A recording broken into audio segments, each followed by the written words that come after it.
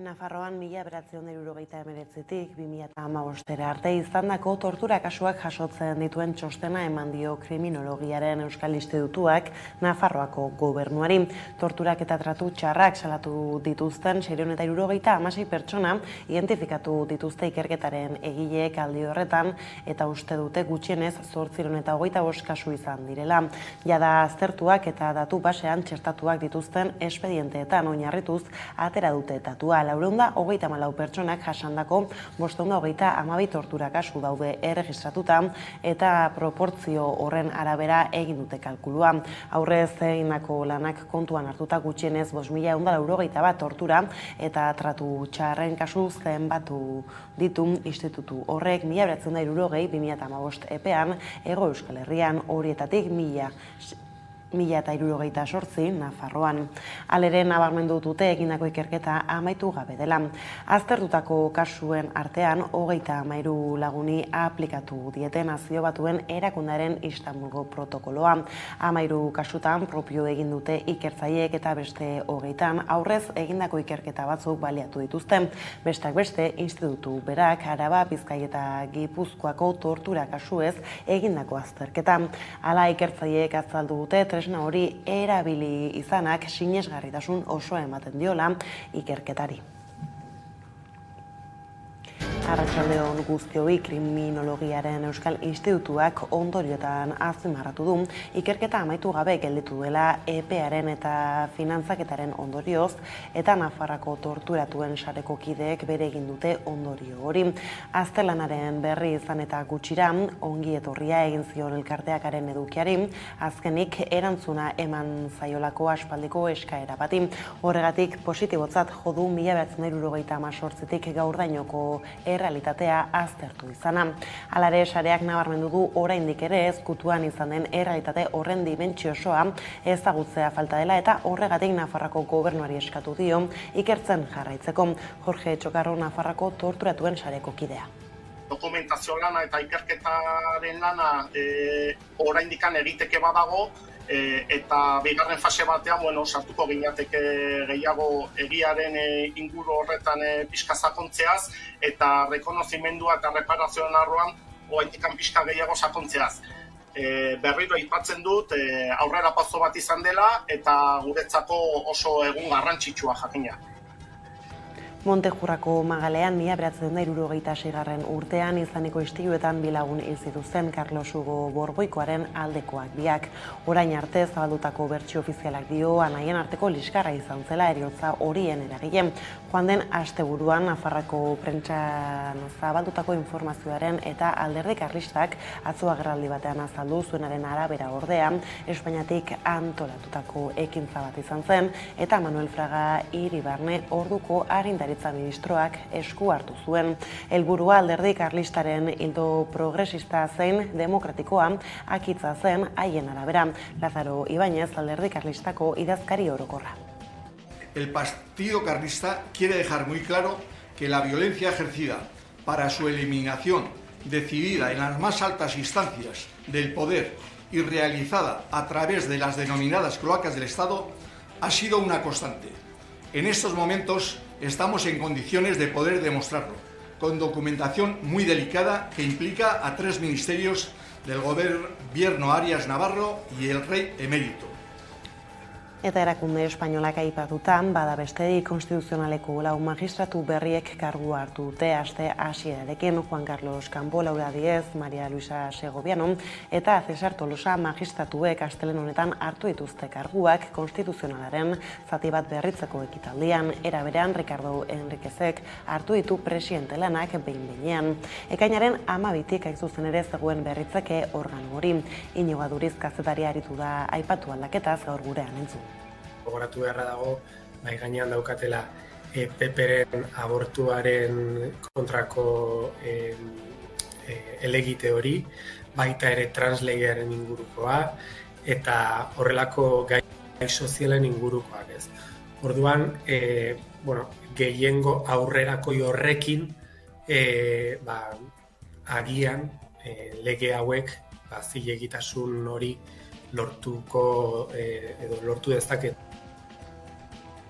Gorenak de Miguel auziko zigor nagusiak berretsi ditu. 12 urteko espetxe zigorra ezarri dio Alfredo de Migueli, 7 urtekoa Otxandianori eta 5koa Telleriari. Bestak beste prebarikazioa eta eroskeria egitea, ondasun publikoak bidegabe erabiltzea, agiriak faltsutzea eta kapitalak zuritzea leporatuta zigortu ditu Eusko Alderdi Jeltzaleko Araba Buru Batzarraren buruzagi. Ohiak Espainiako auzitegi goreneko zigor arloak berretsi egin du Arabako probintzia auzitegiak 2019ko abenduaren 17an de Miguel auzian emandako epaia.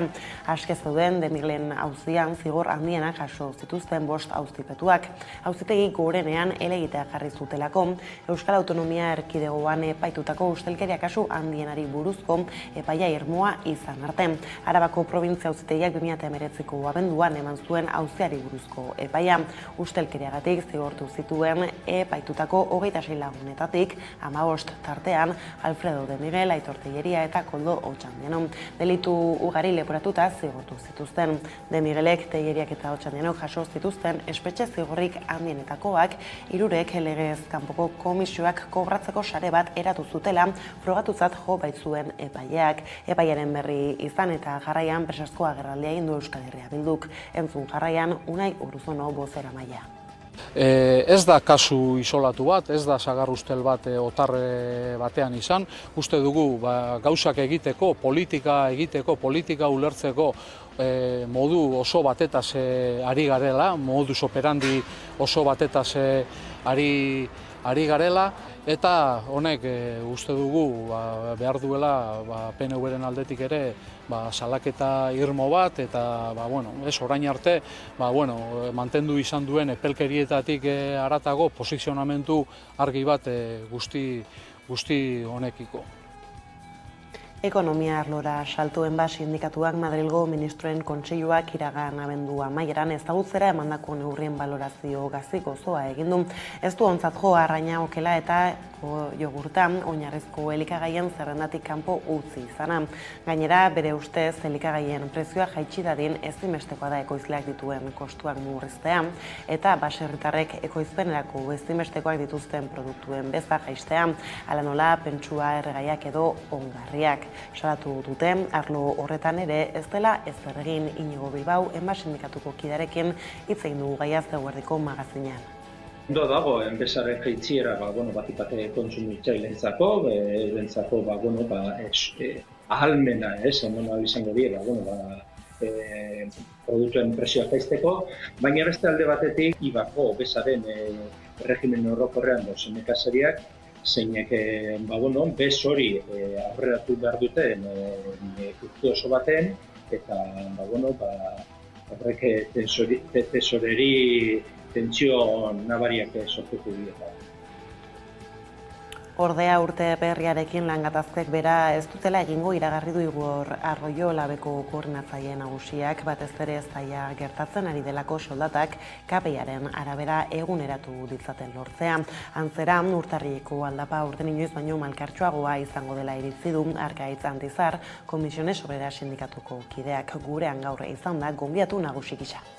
Gatazkatsua izango da, lan munduari dagokionez, hemen Euskal Autonomia Erkidego mailan, sektore batzutan aurretik irekita dauzkegun gatazkak jarraitzen dutelako, beste kasu batzuetan aurreko urte amaieran, 2022ko abenduaren 31an hitzarmen kolektibo batzuk iraungitzen zirelako, eta beraz, mahai negoziatzaileak ireki behar direlako. Eta lan gatazkak aipatuta, Bizkaiko metalgintzako protestengatik beste 6 langilek deklaratuko dute epaiaren aurrean. Gaur deklaratu du lehenak Bilboko epaitegietan. Atarian auzipetuari babesa adierazteko protesta egin dute beharginek sektoreko gehiengo sindikalak dituta.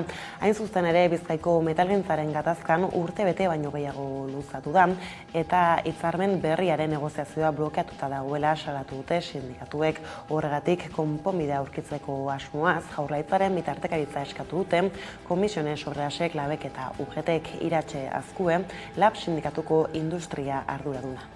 Ertzaintza horrelako impunitatearekin aritzen bada Bizkaiko metaleko gatazketan eta beste gatazketan da atzean erabaki politiko bat dagoelako.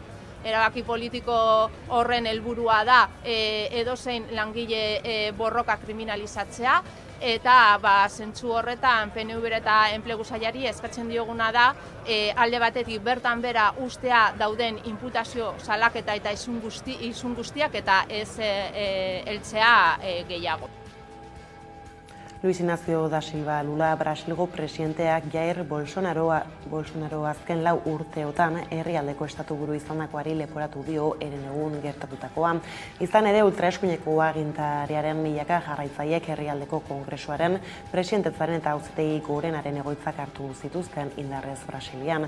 Gorenak atzo herrialdeko armadari agindu zion desegin ditzala Brasilen dauden kanpamentu bolsonarista guztiak 24 orduko epean.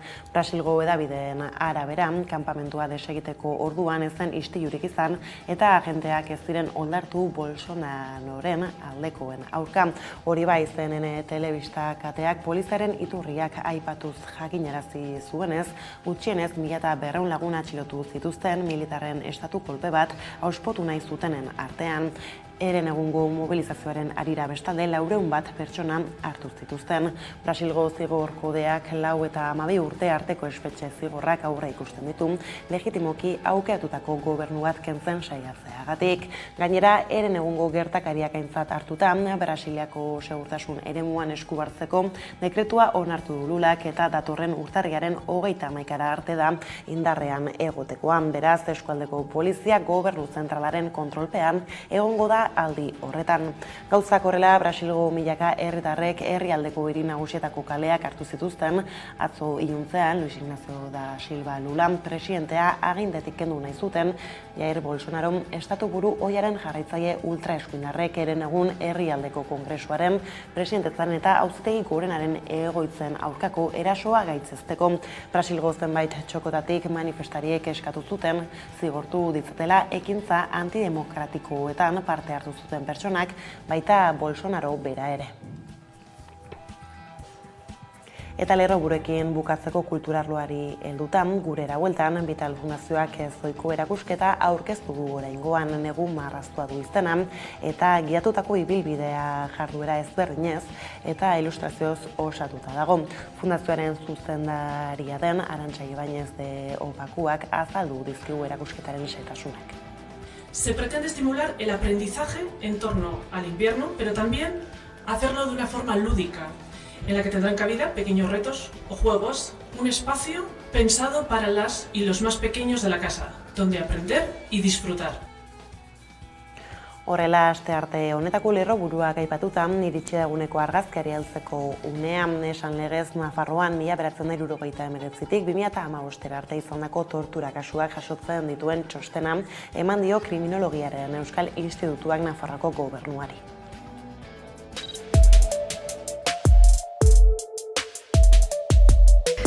Mila 1979 eta 2015 artean 676 pertsona identifikatu dira foru komunitatean torturak eta bestelako tratu txarrak jasan dituztela salatzen dutenak.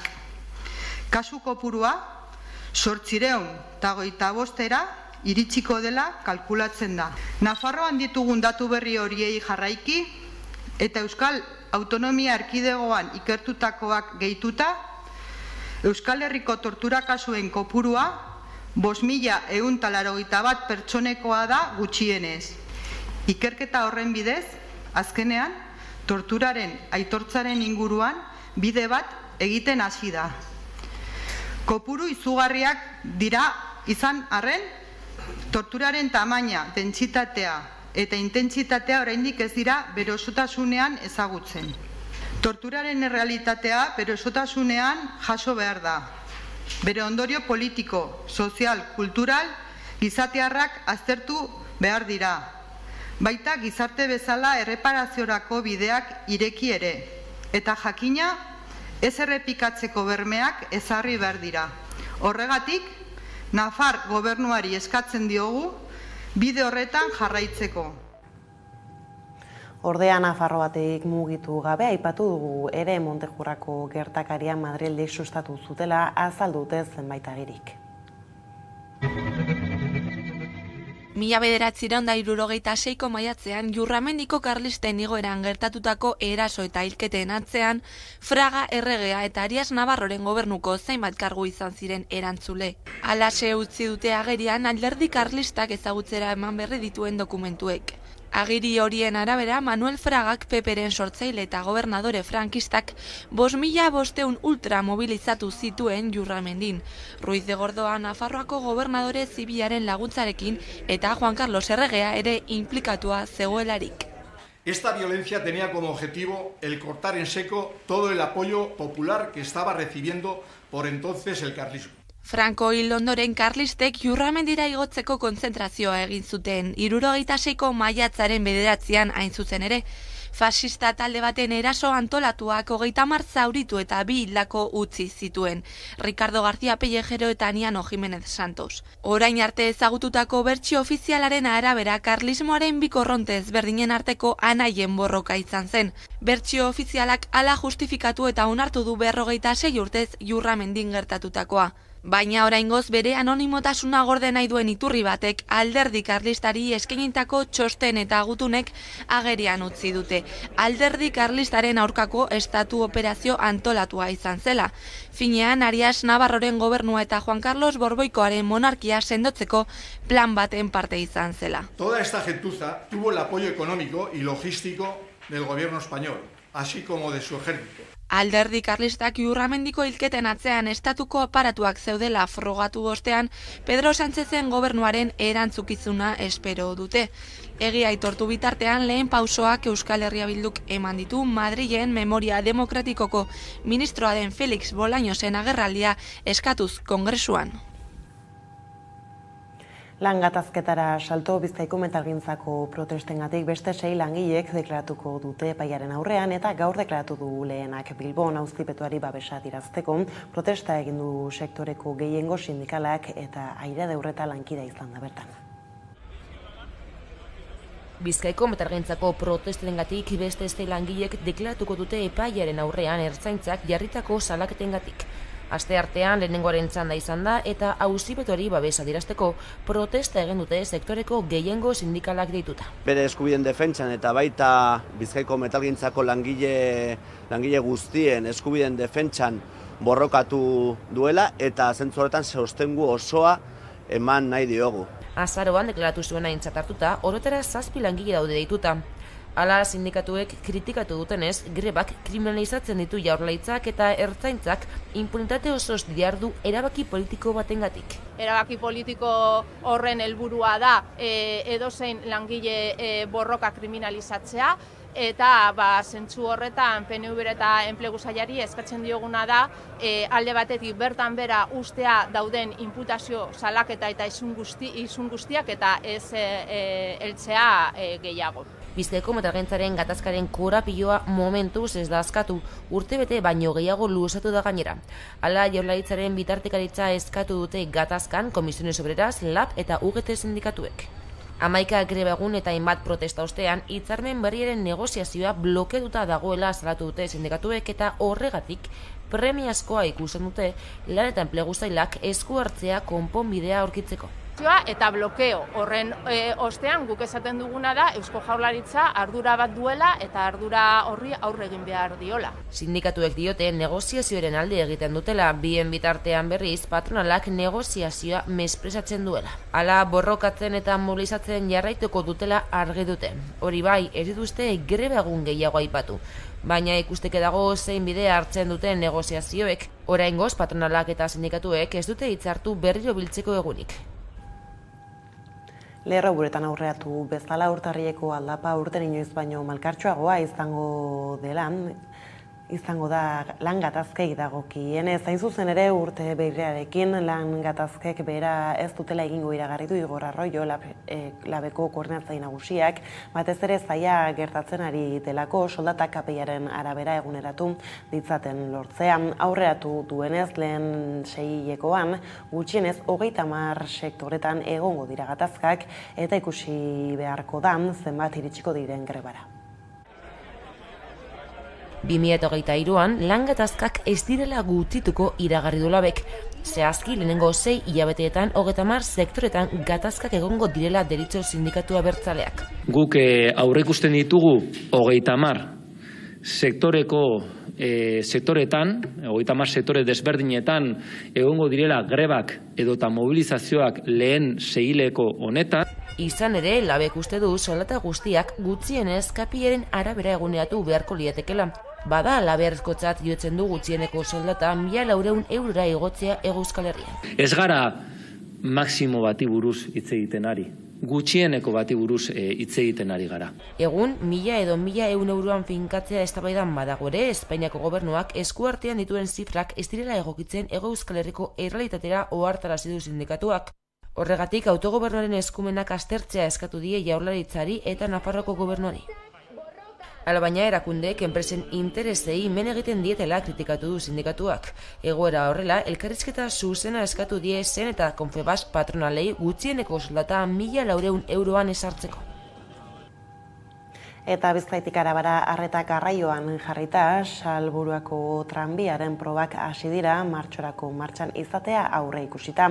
Obrak amaitutzat eman da, gaur egin dituzte lehenengo probak tranbiak 2,6 kilometroko ibilbidea egingo du, hurrengo 2 hilabetetan Nerea Garzia. Ekialdeko tranbia berriak 5 geltoki izango ditu Salburua auzoan eta hiriko erdigunearekin lotuko du periferiako auzoa. Hurrengo 2 hilabetetan probak egingo dira ia 3 kilometroko ibilbidean. Guztiak izango dira bidaiaririk gabe.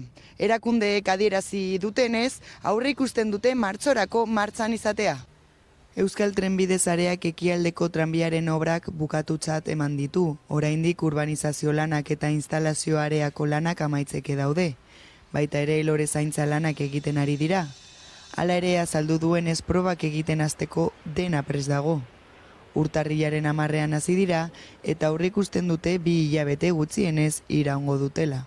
Azteko tranbiak 2,6 kilometroko ibilbidea zeharkatuko du abiadura oso motelean, ziurtatzeko seinaleztapenak, geltokiak eta distantziak ondo neurtuta daudela. El tranvía tiene que recorrer la vía, entrar en las paradas, verificar las distancias entre el borde del andén y la unidad, verificar la captación de la energía a través de la catenaria y hacer las pruebas de la señalización tranviaria, que son los semáforos que nos ayudan a convivir de una manera ordenada con el resto del tráfico y los peatones.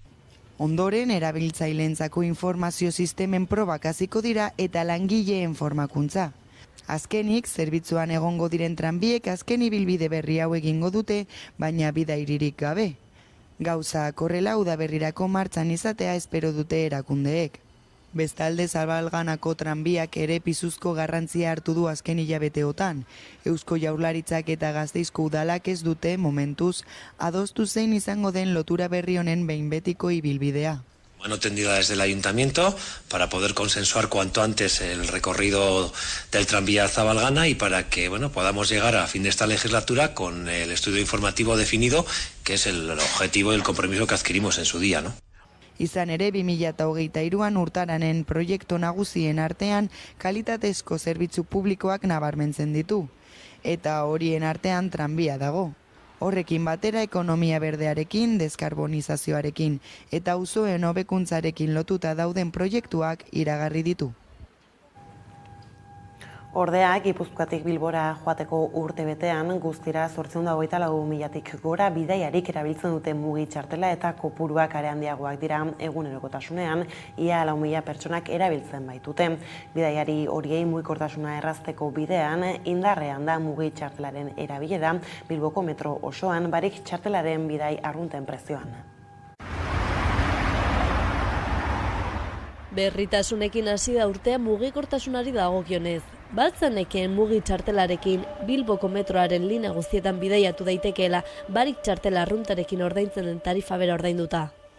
Datuak begiratzen baditugu Gipuzkoatik Bilbora joateko urtebetean guztira 800.000 bidaiari baino gehiagok erabiltzen dute mugi eta kopuruak are handiagoak dira egunerokotasunean. Ia 4.000 pertsonak erabiltzen baitute. Bidaiari horiei mugikortasuna errazteko bidean indarrean da mugi txartelaren erabilera Bilboko metro osoan, barik txartelaren bidai arrunten prezioan.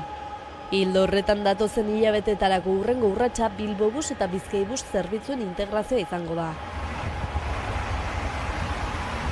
Bestalde garraio publiko alde batera utzi eta autoari dagokionez urte berriarekin batera Gipuzkoako errepidetan deskontu plan berria izango da eskura.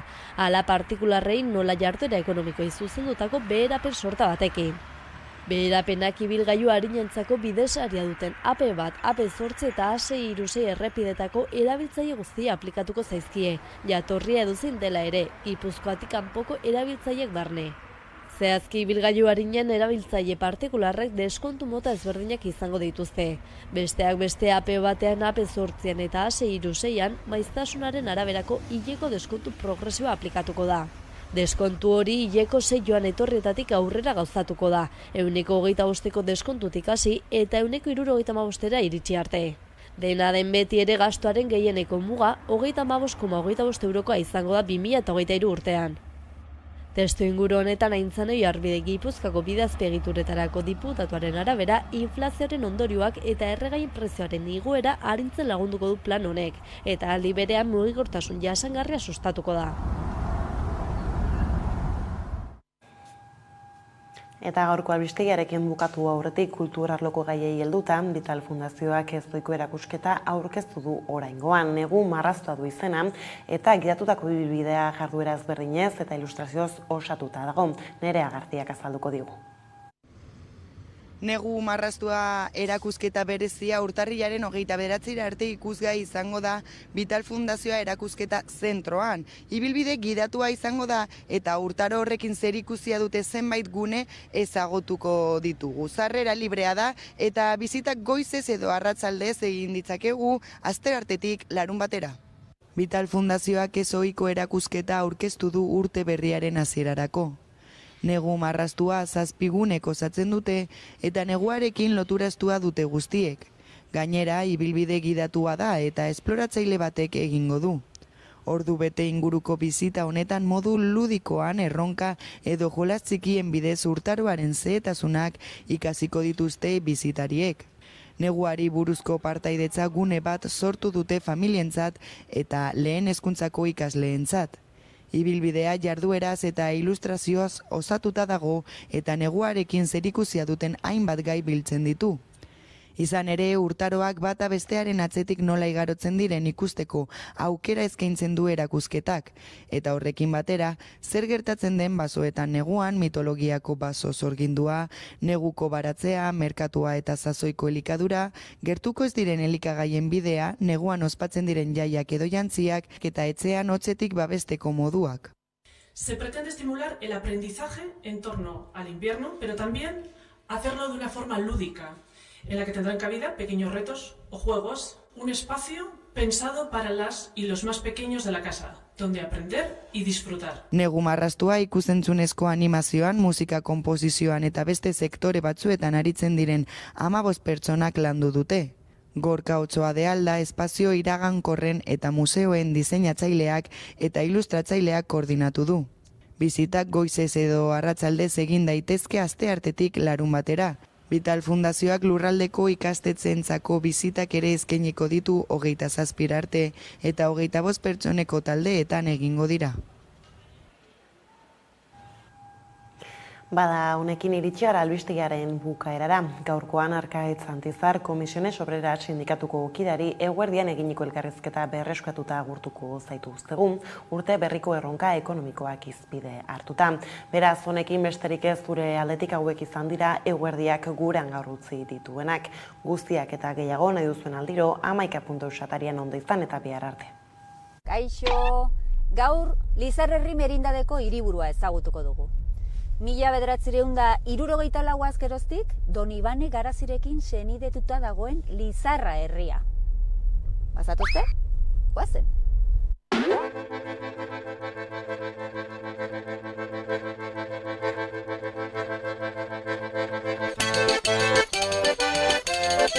Hemendik hasten da alde historikoa eta alde zarra edo nola? Hemen hasten da Estella, nola izateko. Estella? Desberdinduko dugu Estella eta Lizarra, eta hortik Estella Lizarra, gaur egungo izendapen ofizial.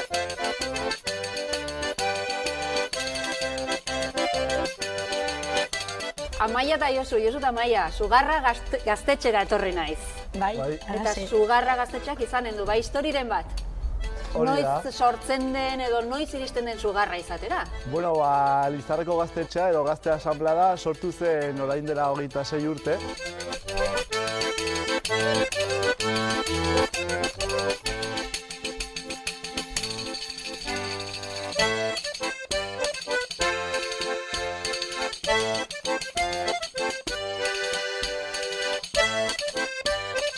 Garazi eta Maider, inautiretako batzorretako kideak zarete zuek.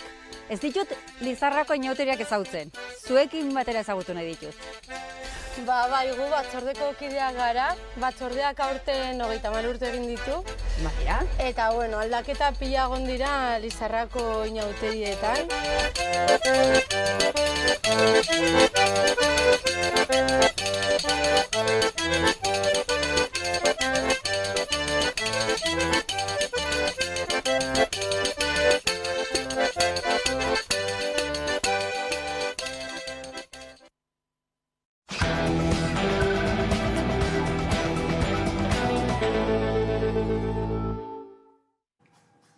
Eta egunero bezala, ekingo diogu eguneko elkarrizketari horretarako gaurkoan gurekin daukagu Arkaitz Antizar, Comisiones Obreras sindikatuko kidea da bera, eguerdion, ongitorri. Eguerdion, eskerrik asko. 2023 hasi berritan, zenolako aurreikuspenak egiten dira lan munduan?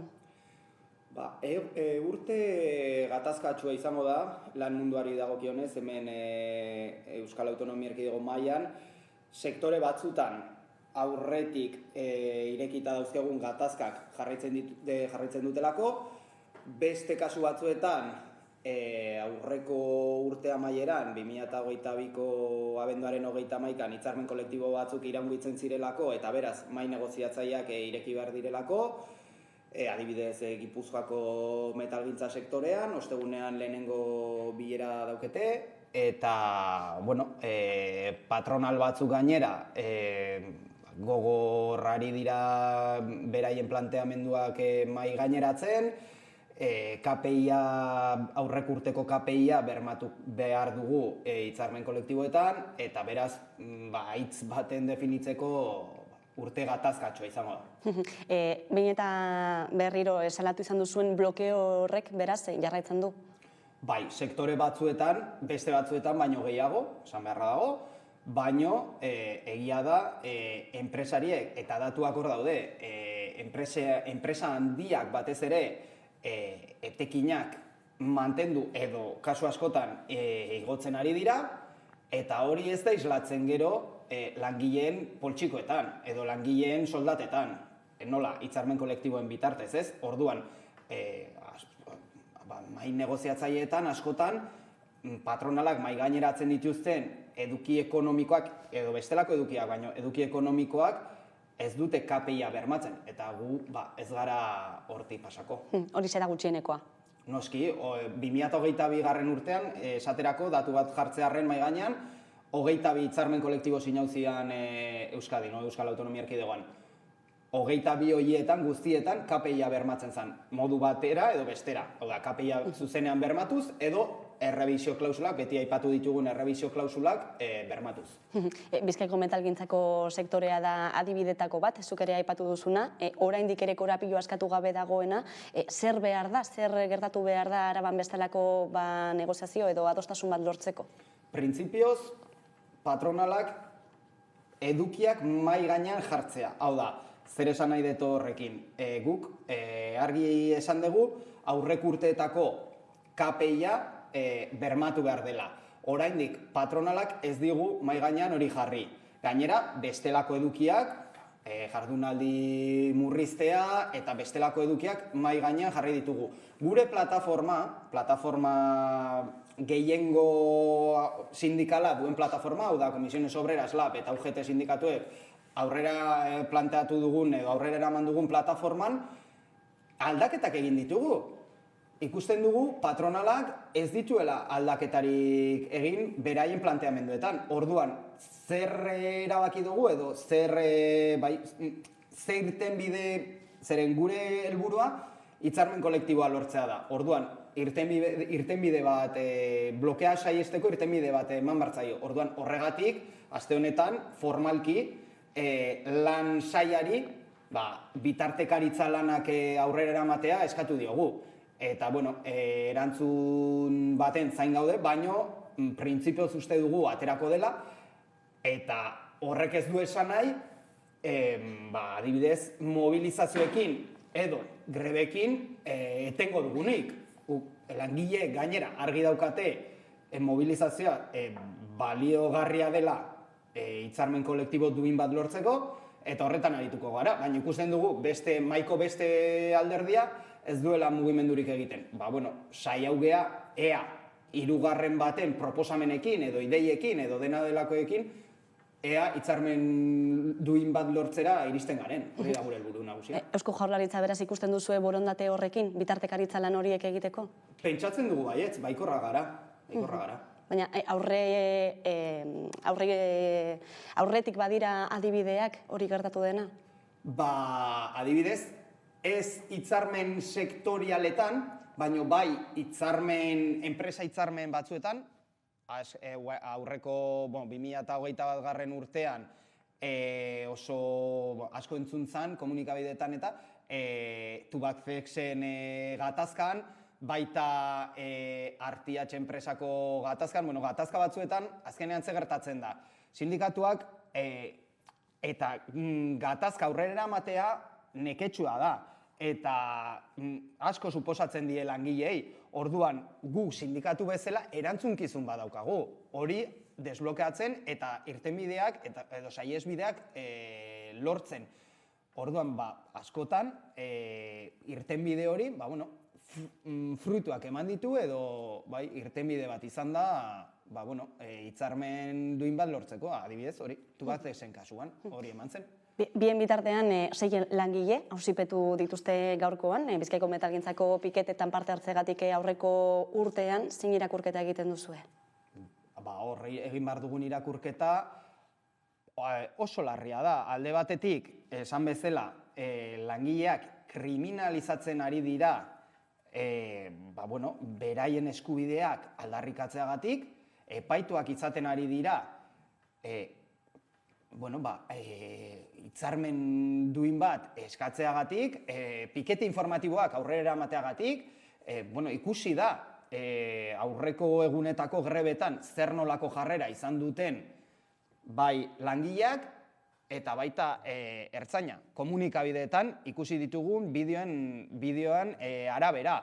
Orduan, batzuk epaituak izaten ari dira, edo izango dira, egun hauetan, gaur, ostegunean, hurrengo astean Durangon, eta besteen jarrera, inork ez du salatzen, inork ez du esaten, hemen ere, agian, segurtasun sailak zeo zer esan beharko luke, ertzaintzaren,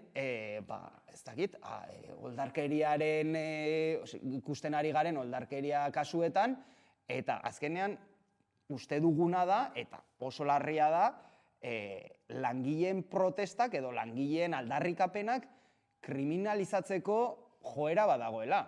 Eta hemen kasu larriena hau da, epaitegira eramatea protesta baketsu bat. Ez direlako izan ez delako salbuespena Bizkaiko metalgintzakoa. Gainera aurreko hitzarmen, Bizkaiko metalgintzako aurreko hitzarmenean ere, epaituak egon ziren, auzipetuak egon ziren, eta Tubacexeko gatazkan bai auzipetuak egon ziren, beraz, tonika, eta ikusten duguna da, hori, pikete informatiboetan, eta, egiten diren greba egunetan, zer nolako jarrera dauketen batzuek, eta zer nolako jarrera dauketen besteek.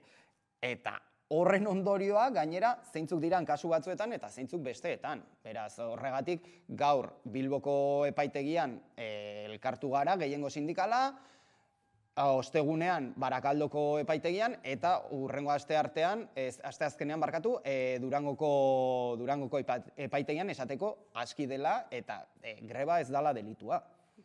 Eta baita ere lan baldintzak exigitzeko, ez, lan baldintza honak eta KPI-aren errealaren bermatze hori. Hain zuzen ere, inflazioa oso altua izan da azken urtean ere, ez dakit azken datua ikusita ere, urtarrileko aldapa hori inoiz baino malkartzuago izango den? Azkeneko datuak ikusita, ikusten duguna da joera, beranzko joera edo moteltzeko joera bat egon dela KPI-an. Bueno, datu definitiboa ez daukegu, aste honetan edukiko dugu, baino datu provisionala, abenduko datu provisionala kontuan hartuta, 5,8 da KPI-a. Eta, bueno, irakurketa simple bat inda, ez? Esan genezake, bueno, moteldu eginda, ez? KPI-aren igoera, baino zer dago horren atzean, eta zergatik kezkatzen gaitu horrek. Begiratu behar duguna da, edo begiratzen duguna gure azterketetan da, azpiko inflazioa, edo erderaz deitzen dena inflazion subyacente, ez? Horrek zer barne biltzen du?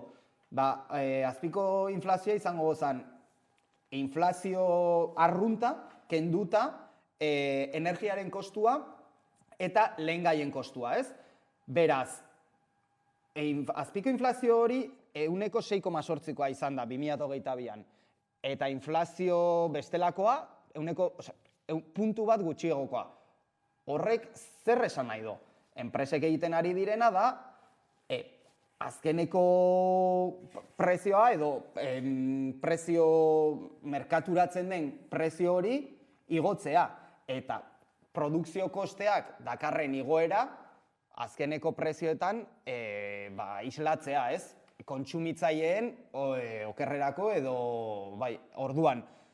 Noski gainera, ikusi behar dugu elikagaien igoera, berriro hidrokarburoen igoera ere, hipoteken igoera, dana noski urtarrileko aldapa malkartsua izango da. Horregatik, bere beziko garrantzia dauke lan sindikala, eta lan sindikal hori gidatzea langileen antolakuntzara eta hitzarmen sektorial kolektibo bakoitzean indarra egitea eta hitzarmen duin eta eduki onuragarriak dituzten hitzarmenak bultzatzera. Aldapa hori lausontzeko asmotan Madriletik etorri dira neurrietako batzuk urte berriarekin batera, horretako bat izan da oinarrizko produktuen bezaren jaitsiera, uste duzu fruituak eman dituela? Uste dugu neurri horiek eta aurreko urtean atera baino lehen esaten genuen ere, ez da berria. Uste dugu egoerari aurre egiteko neurriak direla, baino ez dakit nola definitu agian partxe bezala edo momenturako edo momentu puntual baterako konponbidea izan daitekela, baina hemen benetan behar direna da neurri estrukturalak. Hau da, guk beti hitz egin izan dugu zerga edo politika fiskala berrikusi behar dela. Ausarte izan behar garela gure planteamenduetan, edo, guk bagara, baina esan nahi dut alderdi politikoek edo gobernuan dauden eta kompetentzia legegile hori dauketen alderdi politikoek ausartak izan behar direla eta neurri edo epe ertain eta luzerako neurriak ezarri. Ez, orain, ez dakit, 6 hilabeterako produktu batzuen beza igo. Jaitsi barkatu. Printzipioz, onuragarria da neurria, izan daiteke, puntuala ere bada, beraz, arazo estrukturala konponduko du? Justu. Bizigaren testu inguruan zein izan beharko luke Komisiones Obrerasen ustez gutxieneko soldata? Guk beti defendatu izan dugu, edo gure planteamenduetan argi utzi dugu, Europako gutun sozialak gomendio bezala finkatzen duen batazbestekoaren 60% izan beharko zela gutxieneko soldata.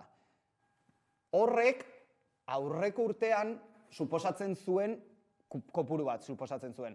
Gaur egun, uste dugu berrikusi beharko zela datu hori eta KPI-aren bilakaera ikusita beharrezkoa dela kopuru hori eguneratzea. Guk uste dugu gaur egun Madrilen negoziatzen ari diren gutxiengo soldata baremo horretan mugitzea, egon beharko ginela, 1.080, 1.100 euro inguruan, kontuan hartuta gutxiengo soldata, kompetentzia edo esparru, estatuko kompetentzia bat dela, eta hor negoziatzen dela, eta momentuz, kopuru bat finkatzen dela estatu osorako. Orduan guk perspektiba horrekin aztertzen dugu. Eta horregatik, kokatu beharko zen, urte hasieran esaten genuen bezala, egon beharko zela, beti ere kontuan hartuta bataz besteko soldataren 160, uste dut zala 1.030, inguruan, gaur egun kopuru hori txikia geratu da, egia da txiki geratu dela, eta beraz, uste dugu 1.100 euro inguruan kokatzeak, ondo legokela. Abenduko langabezia datuei begira ere, erakusten dute langabezia murrizten joan dela azken hilabeteotan. Zein irakurketa egiten duzu eta batez ere lan erreforma suertatu zenetik, ez? Kontratu mugagabeen hazkunde hori eman da? Beti lan erreforma goratzen naiz gainera, orain dela urtebete ere 11an egon nintzala zurekin, eta esaten nuela, garai hartan esaten nuen, oraindik goizala zenbakiak aztertzeko eta irakurketa bat egiteko. Uste genuela positiboa izango zela lan merkaturako. Gaur, urtebeteko perspektiba ikusita eta ze evoluzioa izan duen ikusita, uste dugu argi esan dezakegula lan erreforma positiboa izan dela lan merkatuko edo lan merkatuak zituen akats batzuk edo oker batzuk zuzentzeko. Batez ere nun, behin-behinekotasunean. 2021ko eta 2022ko datuak aztertuta, 2021an kontratu berrien 9% ziren behin-betikoak. 2022an ia 25% da behin-betikoa, 24,5 usteet buruzari naiz. Beraz, hazkundea eta enpleguaren kontsolidazioa eman dela argi dago. Orain, beste fase bat ireki behar dugu eta ikusi zer nolako edo kontratu horiek, esan nahi dut, behin betiko kontratuak dira, baina zer nolako baldintzetan egiten diren kontratu horiek. Hor ere lan sindikala eta Komisiones Obrerasen aldetik hori ikuskatzen egongo gara eta behar denean salatzen eta kontratu duinak izan behar direla aldarrikatzen. Baina lan erreforma fruituak eman dituela, edo fruituak esan beharrean, lan merkatuak zituen oker horiek zuzendu dituela, uste dut datuak hor daudela. Gero, datuak kuestionatu edo nahi baditugu, baina datuak dira. Zirriketu batzuk ere egon direlako, aipatu duzun bezala, ez? Esaterako baldizkako kontratu finkoak egitearena, edota 6 hilabeteko proba epe horren amaitu aurretik langileak kaleratzea, ez? Horretan ere, orain izango da lan egitaren beharra. Hori da. Lehen ere, lan erreforma baino lehen ere, zegoen legeriarekin iruzurrak egiten ziren. Enpresak iruzurrak egiten zituzten kontratazioan. Orain, zer egin dugu? Iruzur horien bidea estutu. Horrek ez du esan nahi, ez gara inozoak, eta ez du esan nahi iruzurra edo kontratazio batzuk lege iruzurrean egiten direla. Horretarako, edo hori da gure lana. Horiek detektatzea eta horiei aurre egitea epaitegietan eta baldintzako behin-betiko kontratuetan eta baita proba epe horietan iruzurra baldin badago, noski salatu egingo ditugu eta epaitegietara eraman. Zer gertatuko da pentsioekin 2023 urtean, aurreko urtearen amaieran onartuta edo adostuta izan beharko luketelako, baina oraindik ere ontzen ari direlako, zenolako doinuak datoz Madriletik? Zer gertatuko da pentsioekin aurten? Printzipioz ez, lehendabizi 8,5% igoko direla. Uste dut hori berri ona dela, ni pentsionista ez naiz, baina pentsionista batzuk ezagutzen ditut, eta uste dut posteko modukoa delako. Ze alternatiba edo lehen zegoena zertzan, 0,25 igoera. Beraz, pentsioen erreformako lehen atal horrekin eta igoera batazbesteko KPI-arekin lotuz, lortu dugu pentsioak aurten 0,8 igotzea. Gero, jasangarritasun faktorea derogatzea bai. Horrek zer suposatzen zuen? Batez ere, gazteenak, geroz eta aurrerago denboran, aurrerago joan ahala, pentsioen kopurua murrizten joaten zen. Bizitza itxaropenaren bitartez, kalkulo bat egiten zen, eta hori derogatu egin dugu. Eta, beraz, lortu dugu KPI-aren arabera, batazbesteko KPI-aren araberako igoera izatea pentsioetan, eta jasangarritasun faktorea deusestatzea edo derogatzea. Orduan, lehenengo fasea eragina izan duela pentsioetan, argi dago, orain, galdetu jazuna, bigarren fase honetan, edo ze airek datozten Madriletik, edo, maila irekita dago, gu gure planteamenduak mahai gainean jarri ditugu, zeintzuk dira gure planteamenduak? Adibidez, gehiengo kotizazio oinarrien gehiengo base horiek destopatzea edo tope hori kentzea. Gogoratu behar dugu, 59.000 euro baino gehiago irabazten dituztenak, hortik aurrera portzentaia kentzen dan edo kontribuitzen dan portzentaia berdina dela. Eta uste dugu sistemarako eta langileen langileentzako ere justiziazkoa ez dela. Orduan, momentu honetan negoziazioetan dago, elkarrizketa sozialeko maila, pentsioen alorrekoa, irekita dago eta ikus dezagun. Azken egunotako berria ere izan da, Comisiones Obreras sindikatuaren elegite bati jarraiki, EAeko auzitegi nagusiak ebatzi duela, ezingo zaizkiela azpikontratatuei funtzionarioen euskara eskakizunak ezarri. Nondik dator elegite hori jartzeko autua? Elegite hori uste dut oso zaratatxua izaten ari dela, batez ere azken aste honetan, aurreko astelenean atera zen epaia, eta uste dut hemen merezi duela tete bat egitea edo gauzak ondo azaltzea. Zeren gero aukera dago, gauzak nahasteko eta gauzak zikintzeko, ez? Nondik dator Barakaldoko auzi honen edo sententzia honen muina? Barakaldoko udalak pliegu batzuk ateratzen ditu, esan dezun bezala, kultura departamentuko alor batzuk sustatzeko edo bertan lan egiteko. Hori, udal askok bezala, pliego publiko edo lizitazio publikoaren bitartez egiten du. Guk pliego horiek aztertzen ditugu eta ikusten duguna da profil linguistikoen dekretu bat dago, gaur egun indarrean. Eta hori, administrazio publiko guztiek errespetatu behar dute dekretu hori. Dekretu horrek zer esaten du? Alde batetik, errealitate soziolinguistikoa, hau da, udalerri bakoitzaren errealitate soziolinguistikoa kontutan hartuko dela. Eta horren arabera, finkatuko direla kopuru batzuk, ehuneko kopuru batzuk, derrigorrezko BTBR edo hori, de obligado cumplimiento deitzen dena, ez?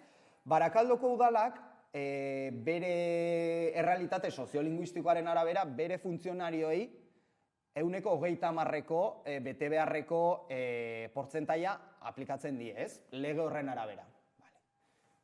Hori aztertuta ikusten dugu funtzionarioei ehuneko 30% aplikatzen dietela. Eta gero, pliegoetan, hau da, azpikontrata bati, enpresa pribatu bati, ehuneko 100 eskatzen zaiela, arreta zuzena egin behar duten langilei, C1 maila. Eta bestelako lanpostuei, adibidez, mantenimenduko pertsona bati, B2 maila. Baina ehuneko 100. Guk uste dugu, alde batetik, hori ez dijoala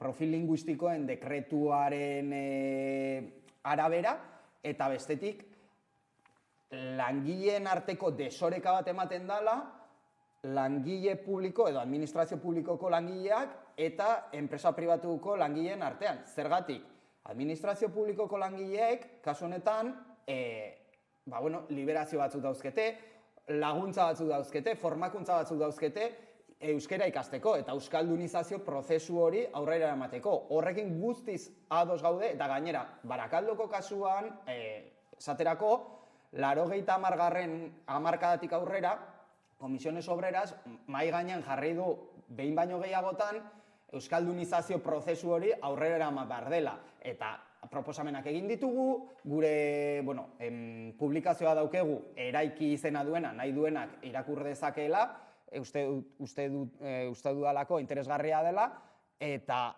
hor esaten da zein izan beharko zan, edo guretzako bidea enpresa pribatua euskaldunizatzeko ere ze pauso jarraitu beharko ziren, edo zeintzuk dira gure proposamenak. Administrazio publikoan bezalako baldintzak finkatu. Eta bukatzeko, Donostiko udalak pliego batzuk atera ditu etxez etxeko laguntza zerbitzurako. Pliego horien 55. Orrialdea irakurriz gero, horra azaltzen da euskaldunizazio prozesu bat emango dela subrogatzen diren langileentzako. Hau da, lehen akreditatuta ez zeuketen profila, akreditatuta ez zeuketen langileek orain enpresa berri bat sartzen baldin bada eta B2 maila eskatzen baldin badie etxez etxeko laguntza zerbitzuko langile horiei, epe bat emango zaie eta formatu egingo zaie enpresaren aldetik hori oso garrantzitsua da, zeren bai denbora eta bai dirua enpresa jarriko do eta ez langileak, euskalduntze hori aurrera eramateko. Orduan, pliego hori guretzako eredugarria da, eta hori ez dugu salatuko. Barakaldoko aldiz, uste dugu ez dala euskalduntzeko edo euskaldunizazio prozesu egoki bat aurrera eramateko bidea. Eta horregatik, inpugnatu ditugu pliego horiek. Baina ez duzue uste ebazpen honek urratzen dituela herritarren hizkuntza eskubideak? Uste dugu hizkuntza eskubideak ez direla urratzen, zeren hemen egiten dena da hizkuntza eskubideak errespetatuak izan dadin, berriro diot, errealitate soziolinguistikoa kontuan hartu behar da. Eta hemen eskatzen dena alde batetik enpresa pribatuko langile batzuei da 100% B2 baino gehiagoko maila izatea, lan egiteko. Bestela, irtenbidea zein da? Kaleratzea. Inorrek ez du hori esaten, baina irtenbidea zein da, langile horiek kaleratzea. Batzuek agian, ez zai inportako, edo esango dute, hori dala bidea, ezakit. Guk horrekin ez gaude ados. Eta uste dugu, administrazio publikoan portzentai batzu finkatzea, eta gero, enpresa pribatuetan beste batzu finkatzea, handiagoak gainera, formakuntza eman gabe edo ez dagoela baldintza berdintasunik. Eta hori da uste duguna ezin dela kolokan jarri. Euskara ikasteko aukerak desberdinak izango balira, testigurua ere desberdina izango litzateke? Noski, aipatu dizuten ereduan, Donostiko ereduan, pliegoetan argi azaltzen da. Enpresek formakuntza prozesu horiek bai ekonomikoki eta bai denboraldetik finantzatuko dituzela. Eta hori uste dugu, eta sindikatuak egiten duen proposamenetan, udaletxetan, aldundietan eta bar, proposamen horiekin ados gaude. Eta hori uste dugu dala bidea. Eta horregatik, Donostiako udaletxeko pliegu horiekin, etxez etxeko laguntza zerbitzuko pliegu horiekin guztiz ados. Eta aurrera.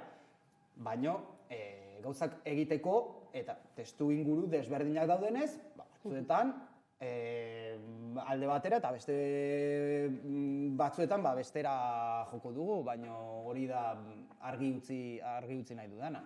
Zaratandia sortu duen gaia bada, zuk ere aipatu duzu, suposatzen dugu ikusi duzuela, zelako zurrunbiloa sortu den batez ere sare sozialetan, horrelakoetan ere gertatzen dena, kritika ugari, Euskalgintzaren Kontseilutik ere, Euskararen aurkako erasotzat hartu dutelako ebazpen hau, ez delako ez da ere lehenengo aldia, horrelako salaketak egiten dituzuela, nola hartzen dituzue horrelako erantzunak eta horrelako kritikak?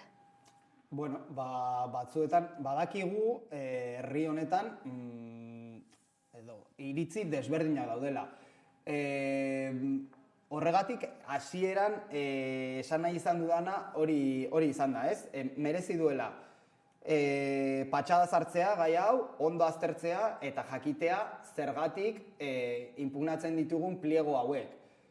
Uste dut azalduta geratu dela eta titularraetan geratzea askotan komenigarriagoa da edo errexagoa da eta hori agertzea ez dakit irakurri sare sozialetan irakurri dugun bezala ez euskararen etxaiak edo euskarafoboak garela edo egizua iruditzen zait alde batetik ez delako egia, bestetik proposamenak ditugulako lan mundua, baino lan mundua orokorrean euskaldun